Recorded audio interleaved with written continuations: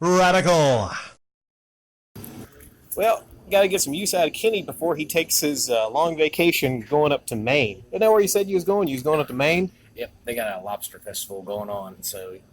Lobster festival, there Yep. you go. You know, well, I thought I'd get some use out of you, as I often do, and you know, Kenny enjoys it. So when I say get some use out of Kenny, Kenny enjoys this, and he enjoys his Rockstar fan club led by Growing Perspective and Bowles EG. Yep.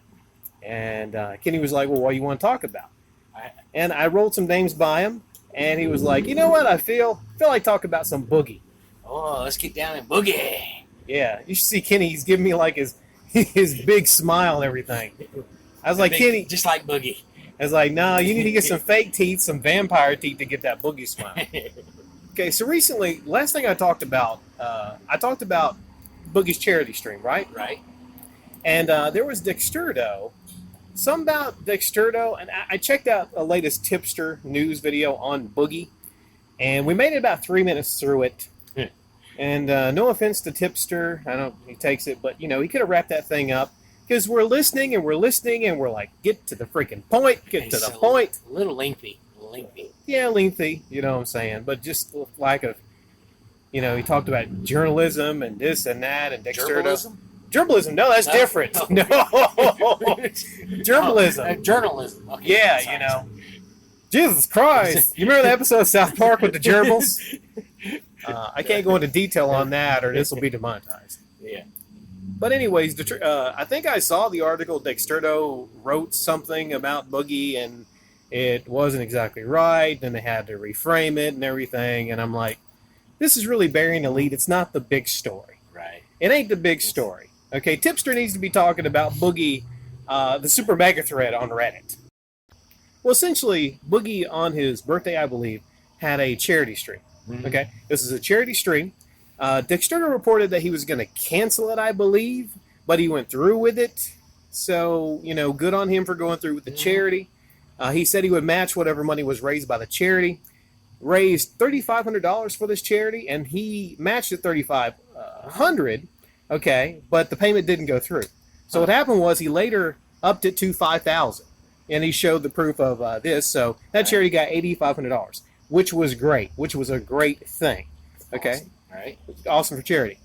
But you could see how if you're a person that is under heavy criticism for maybe things you did, for things you said, and you're getting a lot of flack, a great thing to do is to put the focus on something positive, like, you know, raising charity money. Right. Kind of deflecting it, you know. Deflecting. There you go. Deflecting.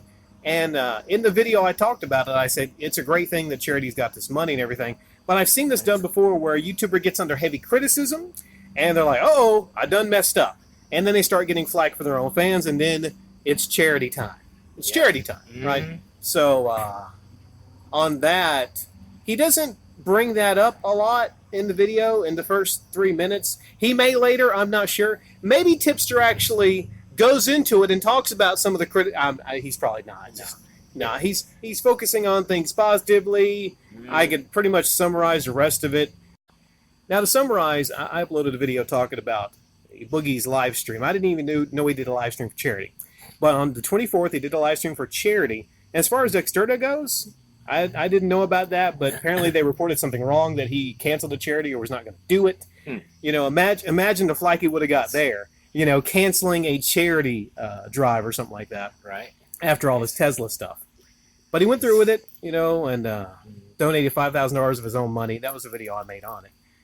Now, when it comes to this, I want to get your thoughts on it.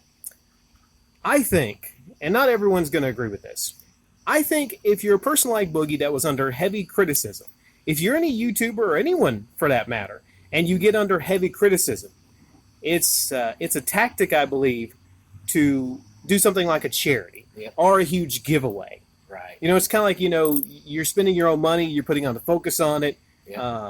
What did you say earlier you thought it was? What was the word you used for it? Deflecting. Deflecting, yeah. Deflecting. A deflective tactic. Yeah, deflective tactic, you know, to kind of steer people away from what, you know, all the criticism he's going through with the other stuff, you know. And I think it works on multiple levels. It's a great tactic. Oh, yeah. Because here's the thing. Like, when people start to go and criticize him again, people go to say like, hey, look how much money he raised for charity. Mm-hmm. What have you done? You know, so then it gets back onto you. So it works in two different ways. Right. It's a beautiful, beautiful tactic, you know. So what I was wondering was, and I asked anyone that was a big fan of his for a long time, okay, here's how you know if it was a deflection tactic. I asked people, and I got responses from people, does Boogie do this kind of thing normally? Like every couple months, does he have one of these charity live streams? Right. Did he do one for Christmas? Did he do one for a holiday? Right. And somebody responded, a couple people responded and said, no, Boogie don't do this kind of thing normally. Huh. So right there. Again, good that the charity got money.